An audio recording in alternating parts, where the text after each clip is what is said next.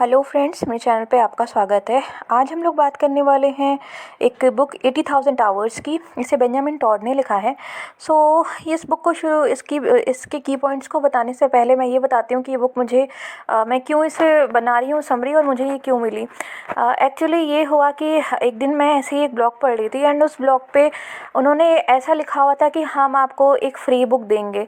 तो मैंने सोचा ऐसा होता तो नहीं है, पर मैंने क्या किया कि अपना नाम एंड अपना एड्रेस वहाँ पे दे दिया, और एक मैं ये देखती हूँ कि और फिर भूल गई।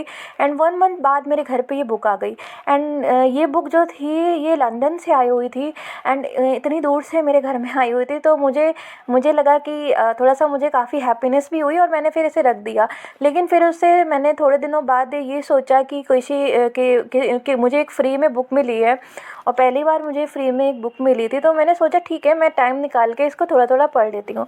लेकिन जब मैंने इसे पढ़ा तो मुझे ये बुक काफ़ी ज़्यादा अच्छी लगी, एंड दैट्स वाई मुझे लगा कि इसके जो आइडियाज़ हैं वो और लोगों तक शेयर भी होने चाहिए। और मैंने इसको प्रॉपर सोचा कि मैं इसका एक वीडियो भी बना देती हूँ, सो दैट मेरे लिए भी, मैंने क्योंकि इसको इसमें इतना टाइम दिया है, तो मैंने इसका एक वीडियो बनाने का सोचा। मैं इसे ही आज शेयर कर रही हूँ।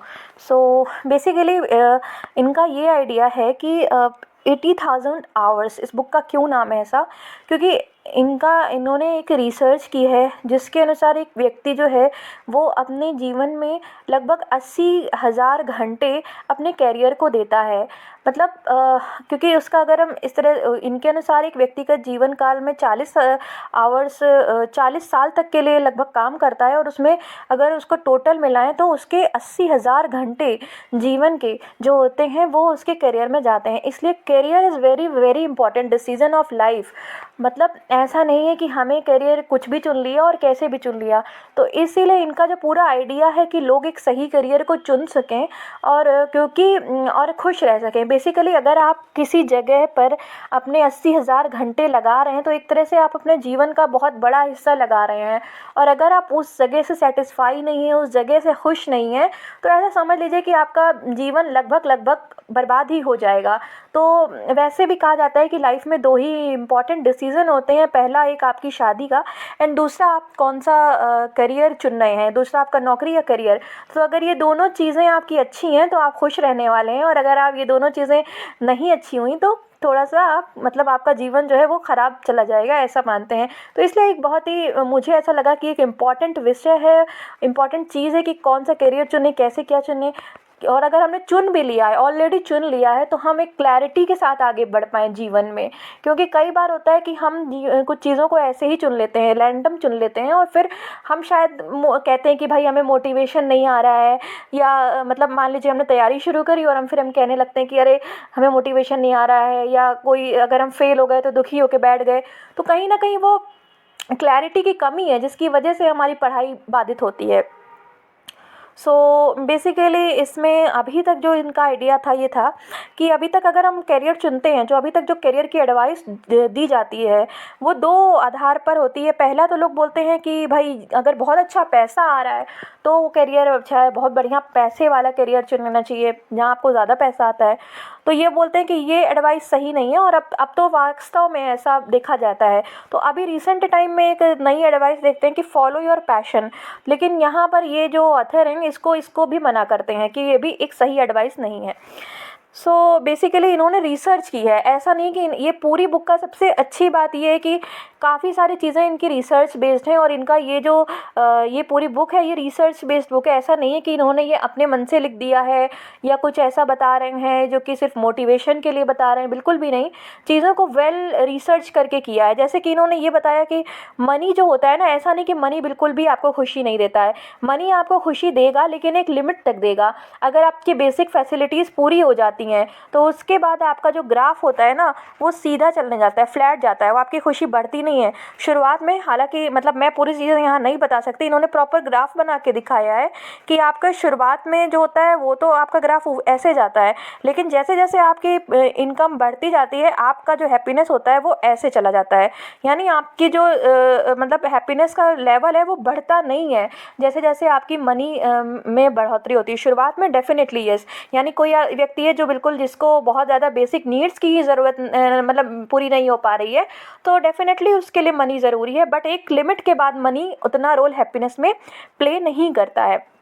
फिर सेकंड जो बात आती है कि पैशन की, तो पैशन का देखिए पैशन का क्या है कि पैशन के साथ इशू ये है कि बहुत सारे लोगों के बहुत मल्टीपल पैशन होते हैं। किसी को सिंगिंग पसंद है, किसी को उसी तरह से किसी को म्यूज़िक के अलावा कोई मतलब गिटार भी बजाता है, और मतलब कई बार लोग कंफ्यूज रहते हैं और पैशन विद टाइम चेंज होते रहते हैं। दूसरी चीज़ ये है कि इन्होंने एक और चार्ट बना के दिखाया कि बहुत सारे लोगों का जो इंटरेस्ट होता है, जो पैशन होता है, वो स्पोर्ट्स में, आर्ट्स में एंड म्यूज़िक्स में होता है, जबकि इन जो कैरियर है इनमें जॉब्स बहुत बहुत कम है। अगर पैशन लोगों को जितने लोग फॉलो करते हैं वो लगभग 94% लोग पैशन है उनका किसी चीज़ के लिए वहाँ पर, लेकिन जॉब जो है वो समझ लीजिए 10% से भी कम है। तो इतने सारे लोग कहाँ जाएंगे?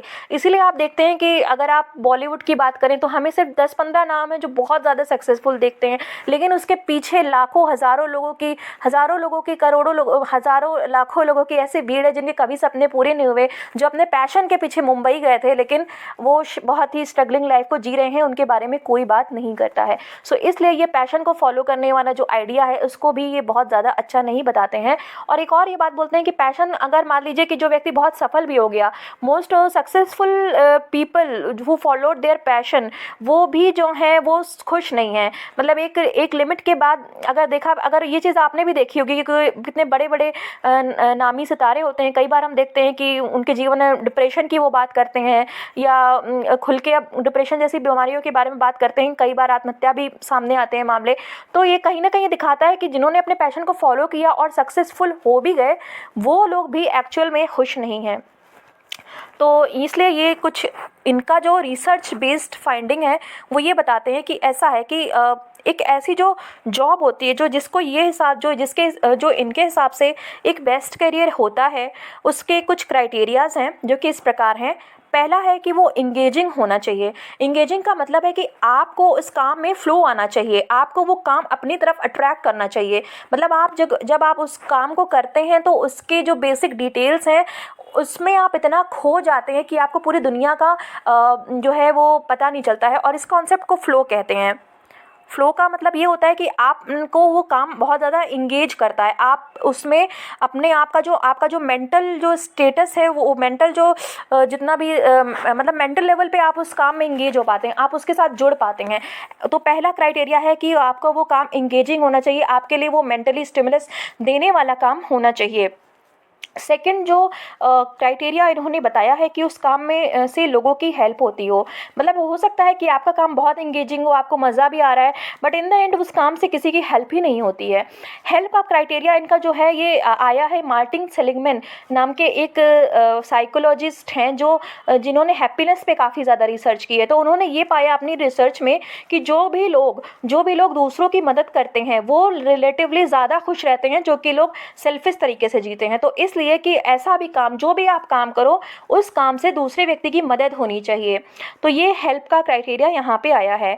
फिर थर्ड है कि आप अच्छे होने चाहिए उस काम में। मान लीजिए उस काम से लोगों की हेल्प होती है, मान लीजिए वो काम इंगेजिंग भी है, लेकिन आप अगर अच्छे नहीं हैं तो उसका कोई फ़ायदा नहीं है। आपको मतलब उस काम में अच्छा होना चाहिए। अगर आप मान लीजिए कि एक टीचर बनना चाहते हैं, टीचर बनने में लेकिन आप अच्छा पढ़ा ही नहीं पाते हैं, सो उससे आप खुद फ्रस्ट्रेट होकर रह जाएंगे और जो बच्चे हैं उनका भी फ़ायदा नहीं होने वाला है। फिर आपका आता है कि सपोर्टिव कलीग्स, आपके जो आसपास का माहौल है, जो वर्क कल्चर है, वो अच्छा होना चाहिए।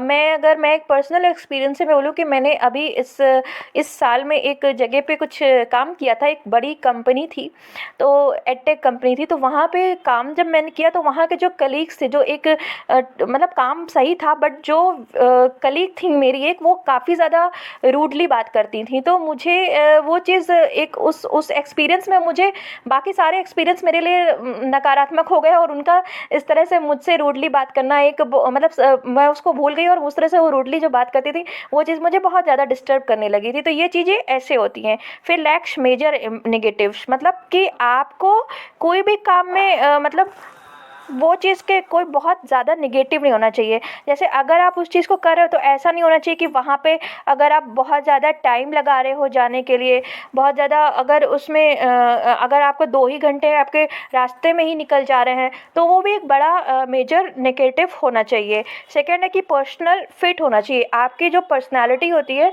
उससे वो मैच करना चाहिए।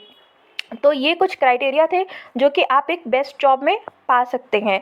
फिर आता है कि हमने जैसे कि देखा कि हेल्प अदर्स होना चाहिए, मतलब दूसरों की मदद करनी चाहिए, मगर कैसे मदद करें, क्या हम क्राइटेरिया है, तो इसके लिए वो बताते हैं कि सोशल इम्पैक्ट जो होना चाहिए उसको मापने के 2 क्राइटेरिया हैं कि यानी डिग्री ऑफ इम्प्रूवमेंट, आप किस तरह से हेल्प कर रहे हो। जैसे अगर आपके सामने कोई बच्चा है, उसको आप एक टॉफ़ी भी दे सकते हो और आप उसकी एजुकेशन भी फंड कर सकते हो। तो इस केस में आपने मदद दोनों केस में की, मदद दोनों की, लेकिन किस केस में ज़्यादा की, किसकी डिग्री ज़्यादा हुई, जब आपने उसकी एजुकेशन को फंड किया। तो क्या है कि आपकी डिग्री कितनी है, आप कितना ज़्यादा उस चीज़ में क्या क्या इम्प्रूवमेंट कर रहे हो। और नंबर ऑफ़ पीपल, जितने ज़्यादा लोगों की हेल्प होगी उतना ही ज़्यादा अच्छा होगा। ऐसा नहीं है कि आपने कहीं थोड़े से लोगों की 2-3 लोगों की कर दी एंड हो गया, उससे आपको शायद उतना मज़ा नहीं आया। तो इसलिए बेसिकली आपको the larger amount of people you help, वो उतना ज़्यादा अच्छा होता है इस पूरे क्राइटेरिया के हिसाब से। फिर इसके बाद आता है कि हमने ये बातें तो कर ली कि हाँ, हमें एक ऐसा एरिया में काम करना चाहिए जिससे लोगों की हेल्प हो, ये हमारे करियर का